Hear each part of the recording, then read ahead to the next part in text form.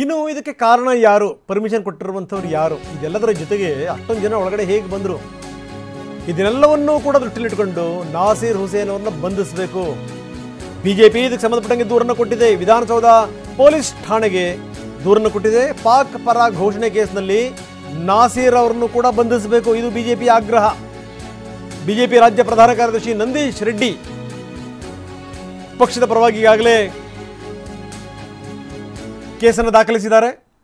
ಅವರನ್ನು ಕೂಡ ಬಂಧಿಸಿ ನಾಸೀರ್ ಅವ್ರನ್ನ, ರಾಜ್ಯಸಭಾ ಸದಸ್ಯ ನಾಸೀರ್ ಹುಸೇನ್ ಅವ್ರನ್ನ ಬಂಧಿಸಬೇಕು ಈ ವಿಚಾರಕ್ಕೆ ಸಂಬಂಧಪಟ್ಟಂಗೆ ಅಂತ ಬಿಜೆಪಿ ಆಗ್ರಹಿಸಿದೆ.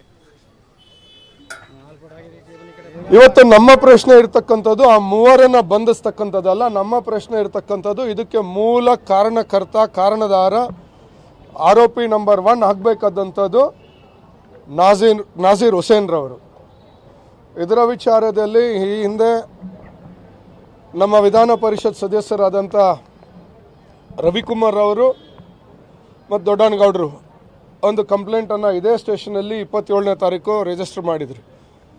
ಆದರೆ ರಾಜ್ಯ ಸರ್ಕಾರ ಮತ್ತು ಮುಖ್ಯಮಂತ್ರಿಯವರು ಇದನ್ನು ಮುಚ್ಚುವ ವಿಚಾರದಲ್ಲಿ ಎಲ್ಲರಿಗೂ ಇರಬೇಕಾದಂಥದ್ದು ಮೊದಲು ನೇಷನ್ ಫಸ್ಟ್, ರಾಷ್ಟ್ರ ಮೊದಲು ಅಂತಕ್ಕಂಥ ಭಾವನೆ ಇರ್ತಕ್ಕಂಥದ್ದನ್ನು ತಮ್ಮ ಕುರ್ಚಿಗೋಸ್ಕರ